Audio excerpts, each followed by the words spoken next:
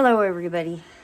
So I realized last night when I was playing catch up on videos of everybody that I like to follow for the worm adventures, I realized I boo-booed.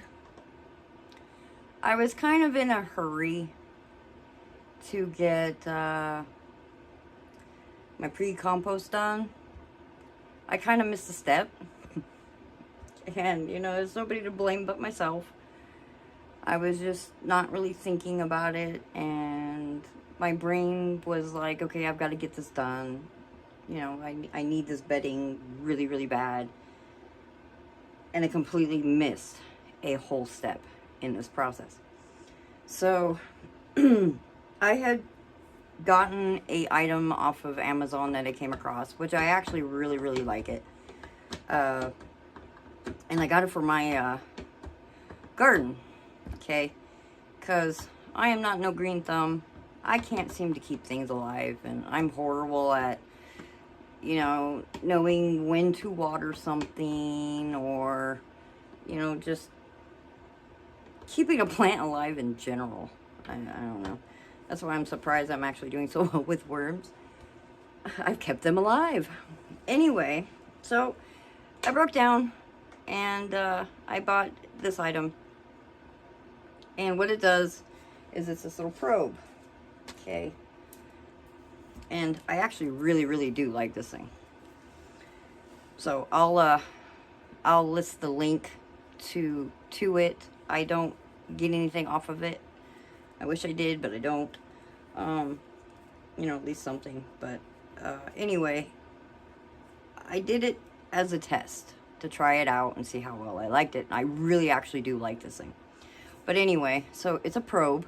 See, it's got two prongs. And it looks like this. And I shove it down into my compost, right? And so then what it does is it tells me right now. I pulled it out, so let's go ahead and put it back in and I'll show you. So then what it does is it tells you your time, how much light your plant has, your moisture amount in your bin, what the temperature is. And then, like, this is, I've only got one probe, so this is probe number 1. You can purchase ones where you get, like, 4 probes. Or, you can, like me, I only got one where it was 1 probe just to try it. Because if it didn't work, I didn't want to spend any more money. So, it came with I think 1 or 2 probes. I think there's 2 probes. Shoot, I don't know. Anyway, so it tells you your moisture content. It tells you your light, which this is a compost, that's not a big deal. But it tells you what your temperature is. So as far as composting, it's great.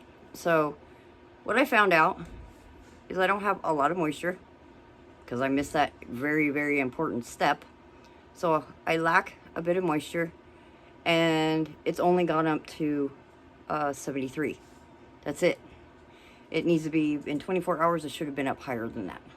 So what I got to do is I got to add more moisture. There's just not enough in here to get this thing kicked into gear.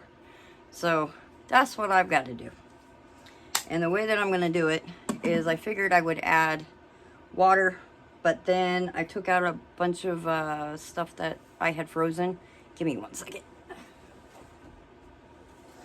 I took out a bunch of fruits and vegetables and stuff that I've frozen, which wasn't thawed out at the time that I started this. So I'm now going to process all that and turn it into a liquid and add it into my pre-compost. Now, my biggest problem with trying to do a pre-compost, I don't have access to nitrogen like a lot of people do. I live out in the woods, it's all trees. All my trees are pine and whatnot. My backyard really doesn't grow a whole lot of grass, so I don't have grass clippings. Thank you, Boone. So I don't have access to grass clippings. I don't have a bunch of plants I can trim off and just, you know, throw in here. I don't get a lot of fruits and stuff like that. So when it comes to nitrogen, I lack in that department. We have a couple coffee places, but Starbucks, every time I've gone to Starbucks, I'm not the only one that's getting coffee grounds. So sometimes they just don't have any, or they don't have very much of it. So trying to get the coffee grounds as far as using for a nitrogen, that's actually really complicated for my area. And so what I did was I have a bag of beetroot that also has like alfalfa and stuff in it. And they're pellets for horses. So I took I kind of guesstimated. I took a gallon of those pellets and I added 2 gallons of water, of hot water. I did hot water because it makes it expand faster, like what you do with cocoa coir. So I added the hot water. And so now I've got, it looks like this when you have added liquid to it and created, you know, these little bits. Now these little bits won't hurt the worms whatsoever, but I figure I would give it a shot and see if it's got enough nitrogen in it to help kick my nitrogen process in my bin.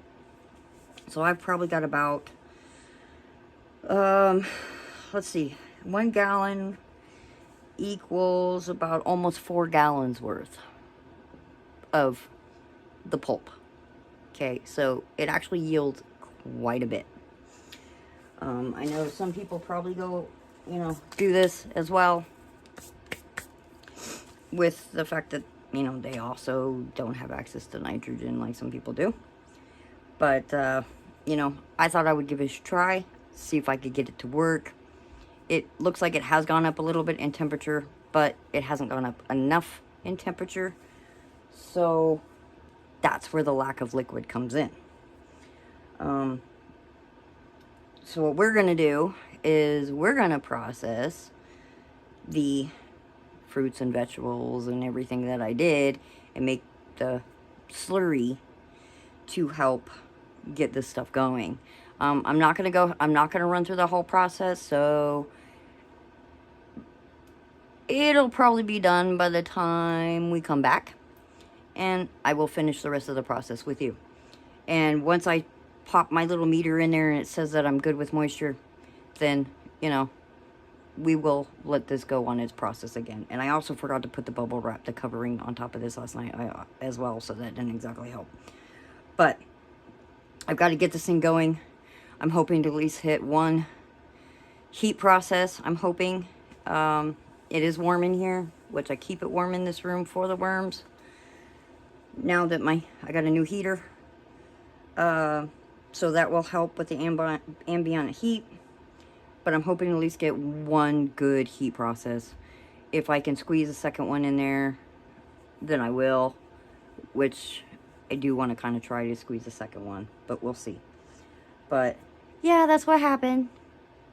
Don't skip steps, or you have to go back and fix it. Make sure you do all the steps. What I should have did, what I was supposed to do, was soak the cardboard, which I did not do. Yeah, main step right there. I forgot it. I was too much in a hurry. Don't rush.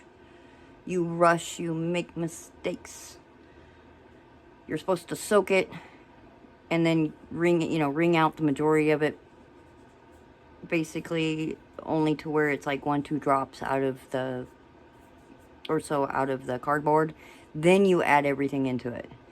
You don't put it dry and then try to add the liquid. It don't work. So yeah, I gotta try and fix it. It's gonna be fun. So wish me luck, and hopefully we can get this going. So I'll see you after a bit when I've already got everything done.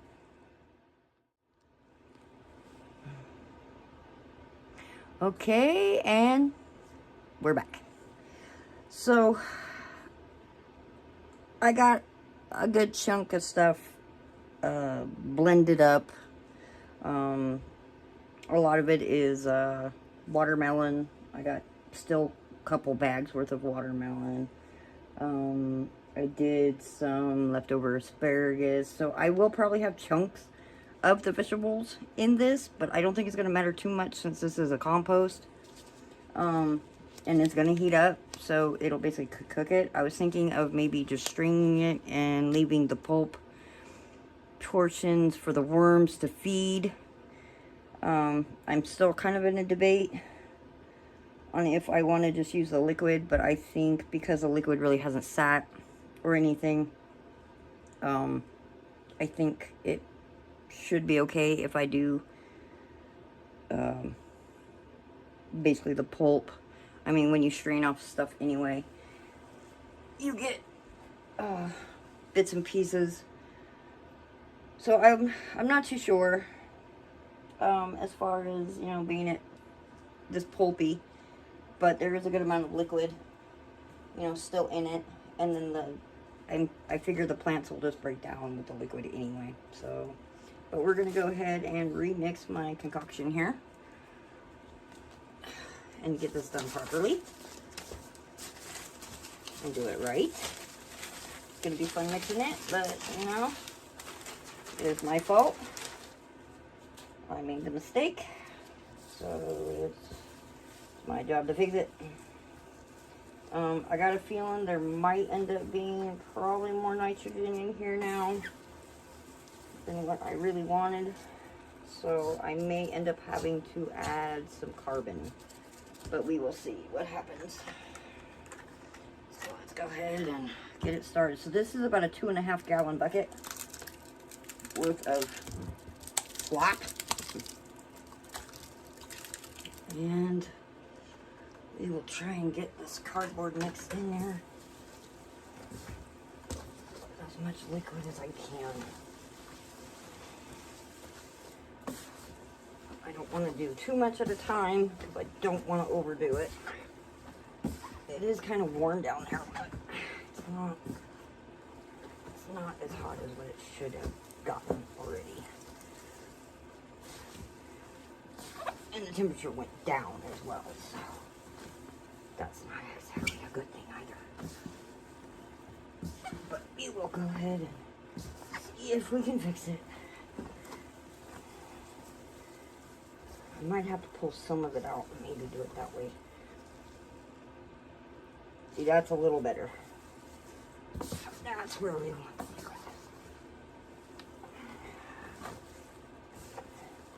So yeah, don't skip steps. Don't be in a hurry. Slow down.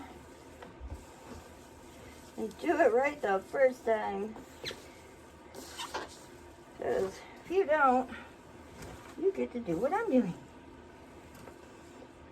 And try to fix it. Which is not fun. Because it's already mixed up. It is a little warm down here. But it's not warm enough for it to be going through its cooking process. So we're going to add a little bit more liquid. Work that in best we can. I got a feeling there's gonna... I wonder if I should just go ahead. Well, no, I don't want to add carbon. I don't have to add carbon. So we will leave it. I've got a feeling it's going to be too much nitrogen now. But we will hit that road when we get there. I would rather wait, just in case I don't, because I'm already trying to add moisture to it. So any more carbon is going to take the moisture out.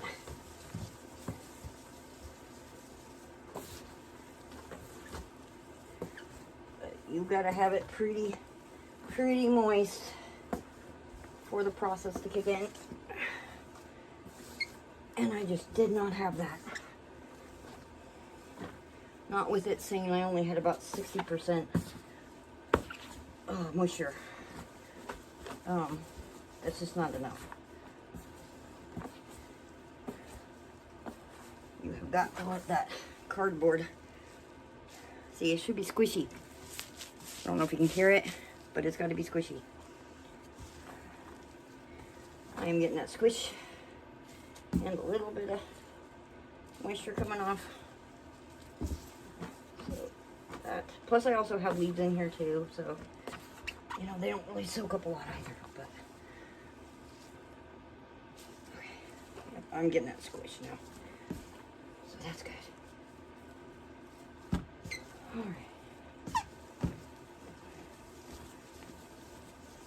But usually what you do is you want to let it soak, because then it soaks up, you know, it for sure soaks up all that liquid. And since I didn't do that, it's not really soaking up, you know. I don't know if it's gone all the way through or not. And you want it to go all the way through the cardboard and the paper and soak up all that stuff.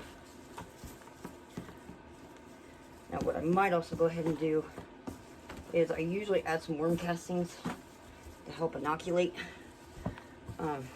my bins to get that good bacteria. I did add some, but I didn't really add a whole lot.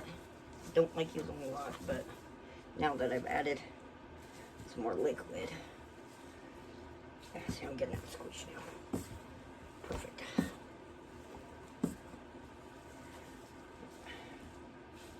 Should have that squishy sound. There are some parts that are a little runny, but I think if I make sure I mix it really good, this should be okay. We don't want anaerobic kicking in, so that's why you don't want it too wet. But I am getting that squish. Like Jane at Rockin' Worms, you gotta hear that squish. You want that squish.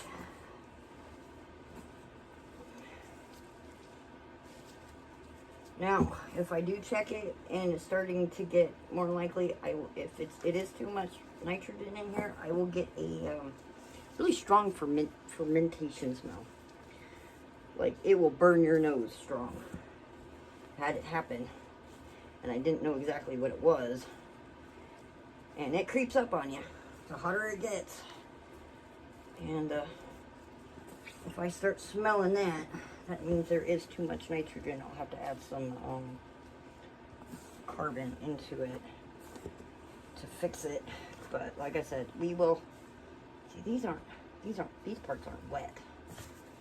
Which isn't good. These are all dry. But we will hit that road when we reach it. And I do have some dry bits. Gotta get some of them in here. So not all of it is probably gonna get saturated wet because I am doing this completely backwards. But we will try and fix it there.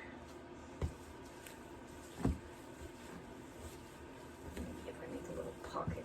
I grab all the little dry bits. I'll get the dry bits soaked enough in it.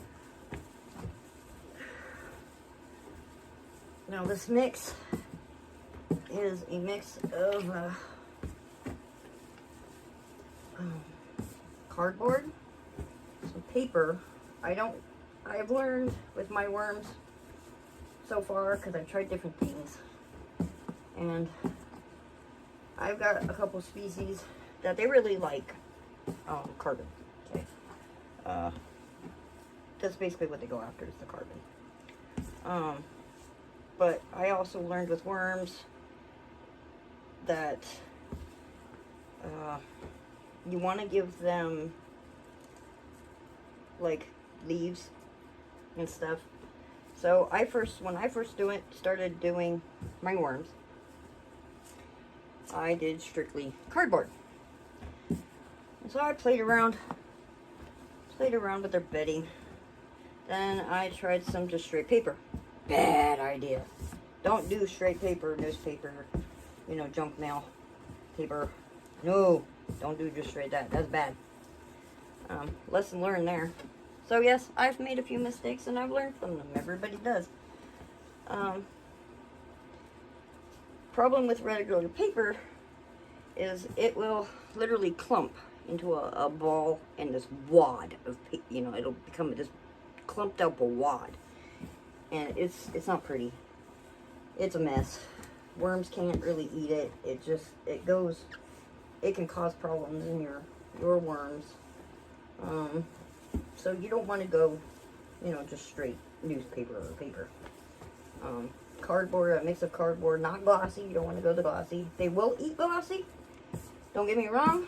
They will eat it. They are the garbage guts of our world. That is their job. That is what they are supposed to do. But I think the biggest problem why some people have with the glossy papers or cardboard, glossy cardboard, is the chemical that is used to make it glossy. It could either be, you know, something that is a forever chemical stuck in your soil. You know, when the worms ingest it, what does it do to the worms?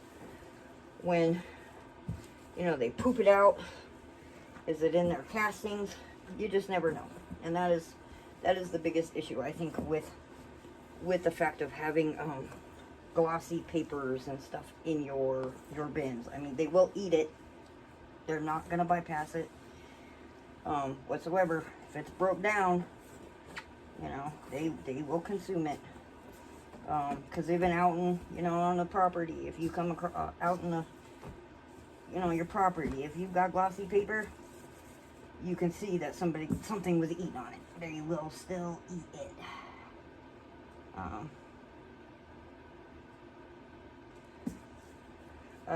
So, you know, they will do it.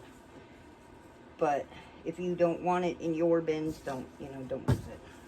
There literally is no telling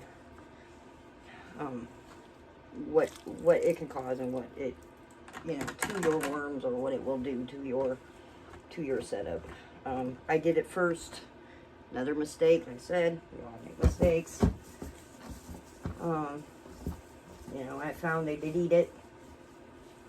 But then when I was diving more into research and stuff, people were saying, no, don't use it.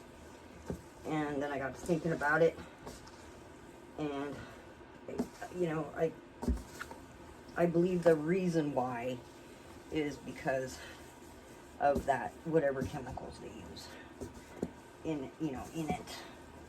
You don't know what it does over a long period of time, or what it can do to your worms. You just don't know. So just stick with, you know, non-glossy cardboard, paper. I think there are going to be bits that are going to be still a little dry, but it's okay. I'm still getting that squish. Some parts are going to be a little bit more liquidy, but I think it's okay. So, you know, whether it's a question of, are they going to eat it? Yep. Not gonna lie, they will eat it. They are not picky. To a point, they are not picky. Once anything that has been broke down to the point of them being able to consume it, they will consume it. Anyway, so I got on a ramble, sorry.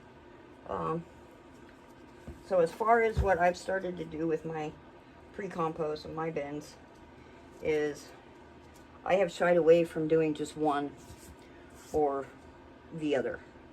Many people do just cardboard. Many people just do Coir, which Coir, I really like Coir, and I do always implement Coir into my bedding for, you know, specific reasons. It prevents, what it does is Coir prevents all this stuff from clumping together. The fibers of the Coir prevent it from clumping. It coats each like individual piece of, especially cardboard and paper, which does have a tendency to clump and stick together. Coco Coir prevents it from doing that. So it's like using oil on your pasta, or, you know, you don't want something to stick together like butter on rice. You don't want the rice to stick together. You put butter in there and it, you know, turns everything into an individual piece.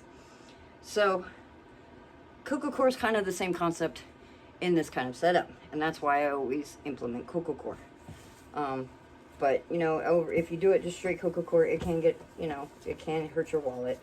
So the way that I do it, it's not enough to really hurt your wallet, because it's not just straight Coco Coir. So I will always put Coco Coir in here. And I do a certain brand, I don't remember the brand,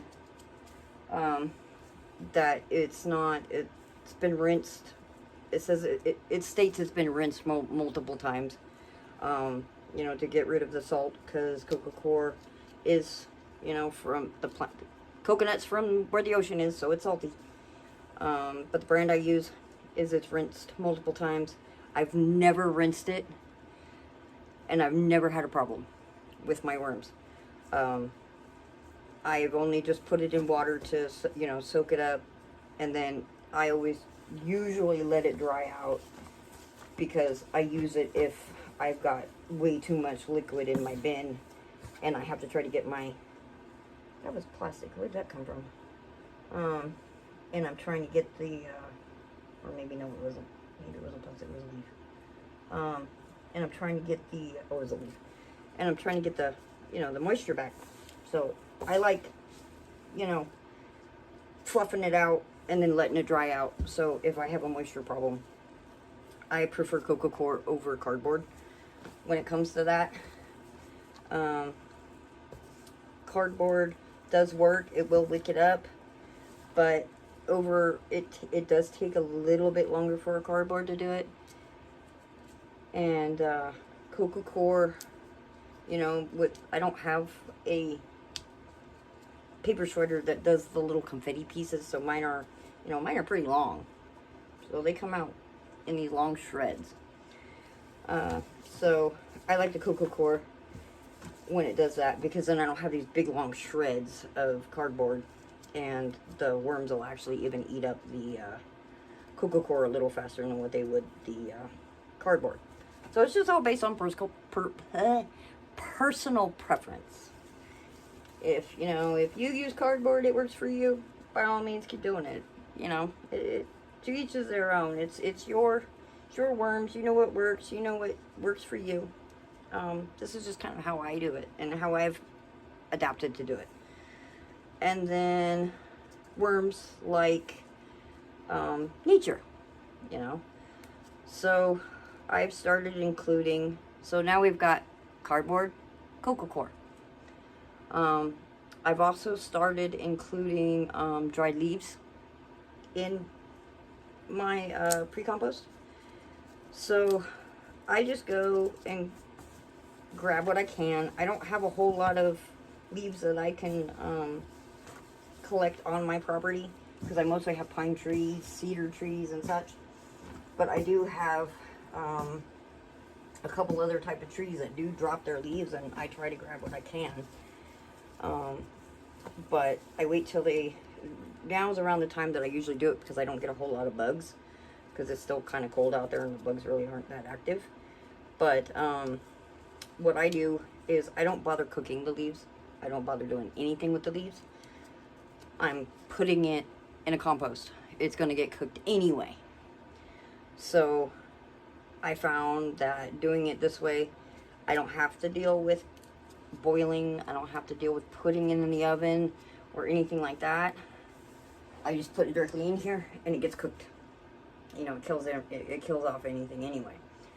And then, so now we've got cardboard, Coco Coir, leaves. My next item that I add as well, but I don't add a whole lot so it doesn't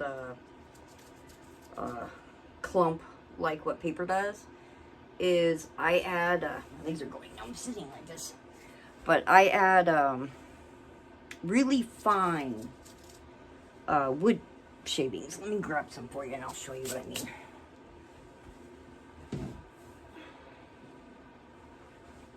So my husband deals with woodworking, okay? And so when he deals with woodworking, he gets all these little bits, okay? He gets all these little fine little wood shavings. And so I add this in there. And this is like a mix of all the types of varieties of trees that we got on our property mostly. Like there's cottonwood in here. There's a lot of it's mostly birch. You know, worms will actually do cedar. So I'm not too, it's not a whole lot, he doesn't deal with a whole lot of cedar. So I'm not too worried about if there's even cedar in here. Cedar, worms will eventually eat cedar once it's broke down enough.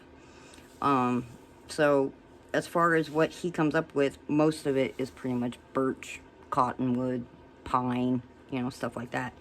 So I don't even worry about the little tiny amounts of cedar that he deals with, because it's really not that much.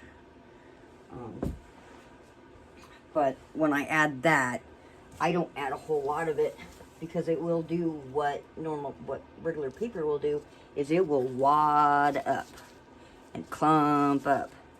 So I only do a small amount. Plus, in case there is cedar in there, I don't want a whole lot in there anyway. So I only do, for this amount, I do like 2 gallons, and it's like sufficient amount of wood shavings. So I am very careful as far as the wood shavings go. And I just add enough in here that, you know, over time it'll break down. So it's basically their slow food carbon. Because they will, you know, whip through the cardboard, they'll whip through the coir, they'll whip through the leaves, the wood chips, the shavings. It's a little bit slower carbon. So that's what I do with my pre-compost now. Now, I think I have fixed this now. I'm getting little bits of water. I mean, it is, I probably added just a tad bit too much, but I don't think I'm going to worry about it. I don't think it's enough to hurt anything. I'm not getting pools of water down there, which is good. You don't want pools of water. Whew, it smells interesting enough. Between leaves, cardboard, the vegetable masher stuff. Okay, and then the beetroot and that. I think it should be good. I think I have fixed my problem. There's a couple little dry. Some of it is a little dry.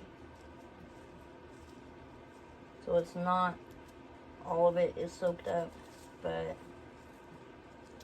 it's the majority of it is. I think it should be good enough, because it really is.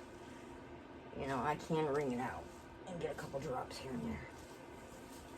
I think it should be fine.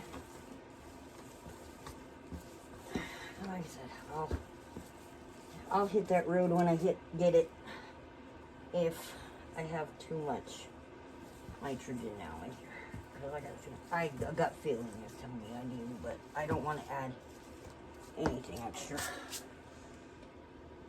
unless I absolutely have to, because I want to do a second heat cycle anyway. So let's see what my little probe tells me now as far as moisture. Where is it? All right, so my probe is now going to tell me, once it registers,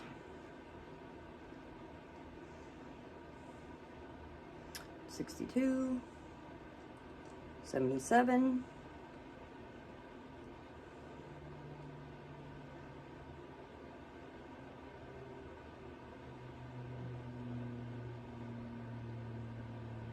okay, it's saying there's a 77% moisture content in here, which I think is okay, because we don't want too much, we don't want it too wet, or bad things would happen.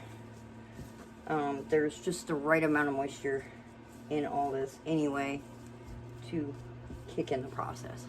So Of course, I have now dropped the temperature down because that stuff was frozen. And it was really cold, so the temperature is now at 69 degrees. This room is warm. What I could also do is put it on, I have one of those really big ceiling heat mats. I could probably stick it on the heat mat to kind of kick in the heat process, since that was really cold stuff that I put in here. It's not super cold, but I think it might be cold enough. Because that's another thing I do once in a while, depending on the temperature. I will stick it on my heat mat, because it's one of those really, really big ones, to help start the process of it, depending on the temperature. And it does actually help. So I may or may not do that. I will keep monitoring this and see what it does, but I think it's 77%. The moisture probably might change anyway as it's working and doing its thing. It's that temperature we got to get up for it to start immediately breaking down. Oh, that's what I was going to do. I was going to add some more castings in here. So we will add some more castings.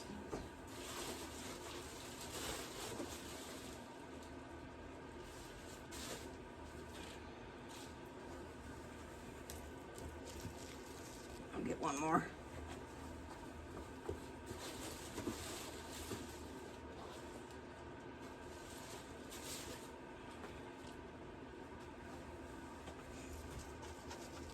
And these are castings that I let grow out because it's out of my grandpa bin. There's no more worms. If I have found a couple that I did miss, but I pulled them out. There's no more worms or anything in the castings anymore. And it turned out really nice.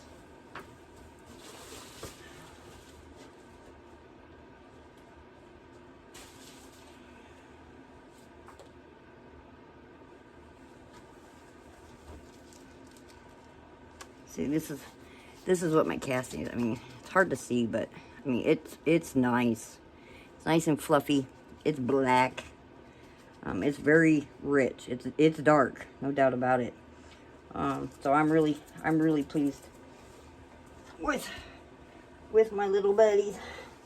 But yeah, I like inoculating with worm castings.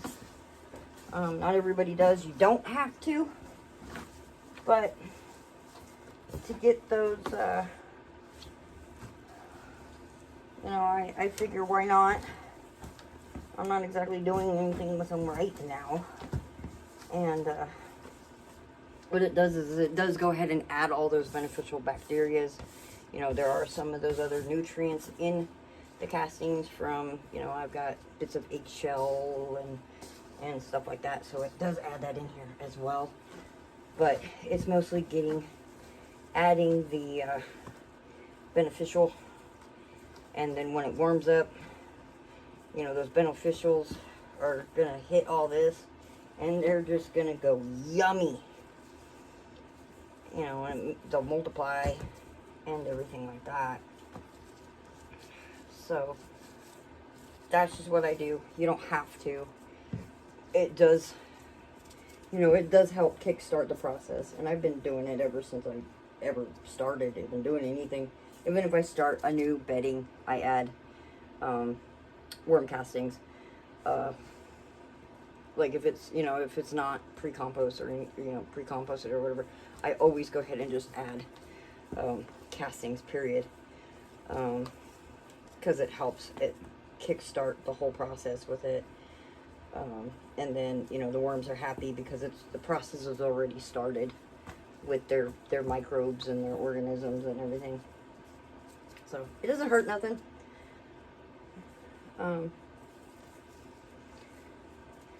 But I think so far, yeah, I think we're good.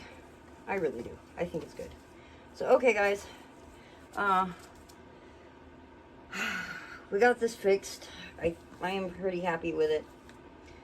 I messed up. It's my fault, but this is how you fix it when you do a boo-boo. you know, you just got to go back. If you look at it and it's not working the way that you want it to work, then you have to, you know, come back to it and fix it. Do it right. And, you know, after I check it within 24 hours or so, if I start getting that fermenting smell, then I know I've got too much nitrogen. Then I have to come back, add some more. This time I got to soak it though. And then I'll add some more carbon into it to combat that. And that does work. I could either do it with cardboard, or I could, more likely I'll probably use cardboard. I don't want to use up all my cocoa coir because I have, like, I think 2 blocks left of my cocoa coir. But, plus it'll soak up too much moisture at that time being. So I'll probably end up just doing cardboard. That way it'll also yield me a little bit more. And then I'll just keep an eye on it. I'll keep checking it and see if it hits that. We want it to get up into, you know, the high 100s range, like 120. I don't know if it'll hit that. I mean, even 115. If we can even hit 115, you know, that'll be good. But we've got to get it up there. And then let it cool down. When it cools down, then I will do a second one, which then I add some more carbon, more nitrogen, and get it into a second heat cycle.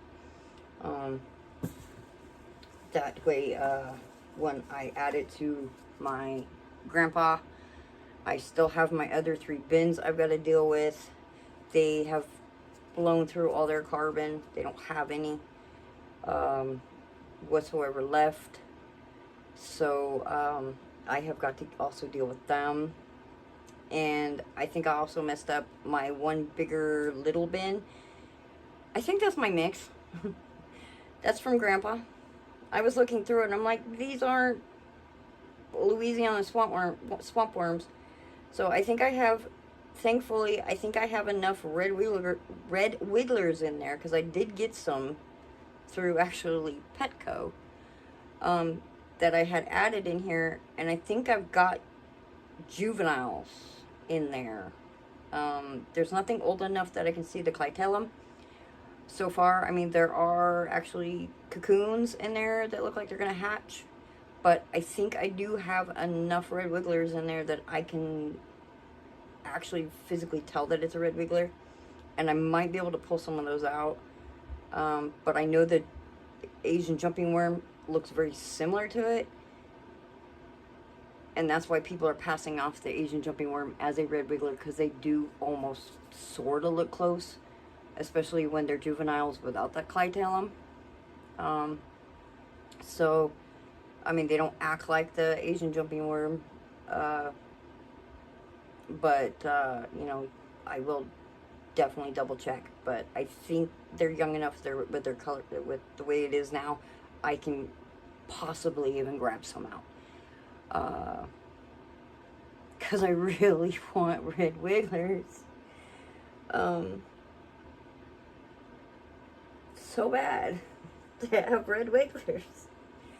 That I'll go ahead and do that. And then my other 2 bins are the LSWs, the Louisiana swamp worms, which they've got to get put into new setup now, and basically create a main community. Then you know, grab some more adults, let the adults breed and everything, so I can build up the numbers. So I've got to deal with that as well. But the other bin being is possibly my mix, which I think it is. I should have marked it. Didn't think about it. Oh well. That's cocoons and stuff from Grandpa that I was growing out. So that's got to go in there once I hopefully grab some red wigglers.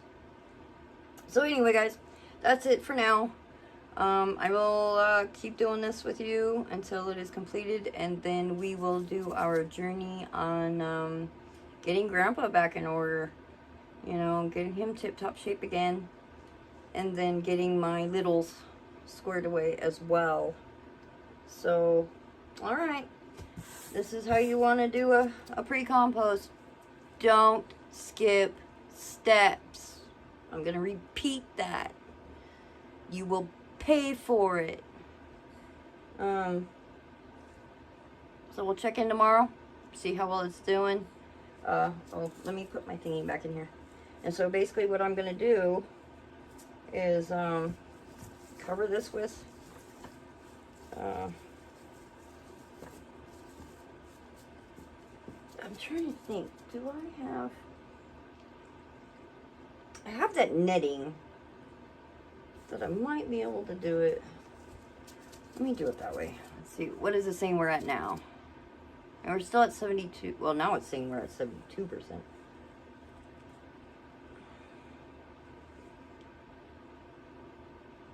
That's saying 55%. See, there's some parts of it that's just not, it's not all.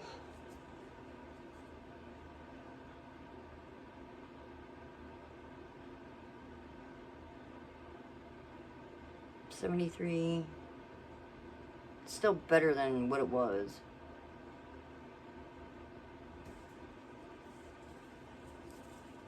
I'm trying to see. I want it in the middle. Okay, that's the bottom of the bin. Okay. So we want to bring it up just a hair. You want it in the center-ish. Because that's what's going to mainly cook. Bottom to the center. Okay, what are you at? 69%. 76%.